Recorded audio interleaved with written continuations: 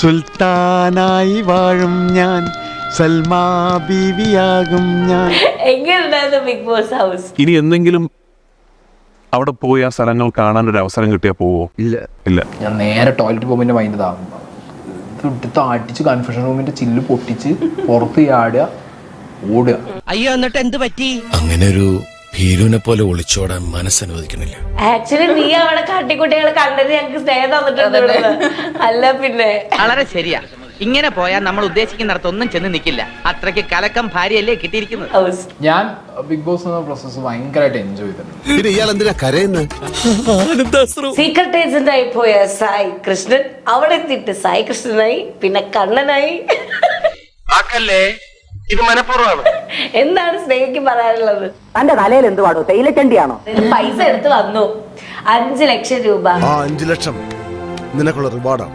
പണപ്പെട്ടി എടുത്തതിന്റെ പിന്നിലെ കോൺസ്പെസി എന്ന് പറഞ്ഞു കഴിഞ്ഞാൽ നന്ദൂട്ടി കൊടുക്കാൻ വേണ്ടിയിട്ടാണ് സായി പണപ്പെട്ടി എടുത്തത്. കിട്ടാൻ പോകുന്ന 5 ലക്ഷത്തിന്റെ പകുതി എനിക്ക് തന്നൂടെ അളിയാ. അതിന്ന് ഒരു 5ന്റെ പൈസ ഞാൻ തരില്ല. വേണ്ട, 5ന്റെ പൈസ അളിയനെടുത്തോ, ബാക്കി എനിക്ക് എന്നൂടെ അളിയാ. നന്ദന എന്ന് പറയുന്നത് എനിക്ക് സത്യം പറഞ്ഞ ബിഗ് ബോസ് ഹൗസിനകത്ത് നിന്ന് കിട്ടിയ ഏറ്റവും വലിയൊരു ഗിഫ്റ്റാണ്. ഒരു പൊട്ടാ കുട്ടാ ബന്ധമാണ് ഞങ്ങൾ തമ്മിലുള്ളത്. അഭിഷേകാണ് വീണ്ടും എന്റെ അടുത്ത് വന്ന് ഈ പ്ലാൻ പറയുന്നത്, നീ എടുത്തോ ഒരു എമൗണ്ട്, ഒരു 10 7 നീ എടുത്തിട്ട് നീ പുറത്തുനിന്ന് കൊടുത്തോ. അപ്പൊ ഞങ്ങളുടെ കാശ് നിങ്ങളെ ആരാ ഇങ്ങോട്ട് കടത്തിവിട്ടത്? വിഷയത്തിൽ നിന്ന് തെന്നി മാറുന്നു. അപ്പൊ ഞാൻ ഇത് എടുത്തിറങ്ങി അങ്ങോട്ട് കൊടുക്കാന്ന് പറയുമ്പോ ആ കുട്ടി അങ്ങനത്തെ കുട്ടിയല്ല. അല്ലാണ്ട് 1000 കൊണ്ട് നിനക്ക് എന്താവാനാ? ക്യാഷ്യറോട് 25,000 ഞാൻ പറഞ്ഞു വാങ്ങിച്ചോളൂ. അവൾ ഒരിക്കലും ഇത് ആക്സെപ്റ്റ് ചെയ്യില്ല. അതാണ് നന്ദന എന്ന് പറയുന്നത്. അപ്പൊ എനിക്കൊരു ചായക്ക് തരാനുള്ള കാശ് പോലും നിന്റെ കയ്യിലില്ല. അല്ലാതെ ഇതെടുത്ത് രാവിലെ കൊണ്ടുവന്ന് നന്ദനന്റെ കൈ കൊടുത്താൽ നന്ദന ആദ്യം എന്താ പറയണ? ഇടയ്ക്കിടയ്ക്ക് വരണം ഇങ്ങനെ ഇതുപോലെ. അത് ആക്ച്വലി ട്രാവലിംഗ് സന്തോഷായി, നല്ല സന്തോഷായി.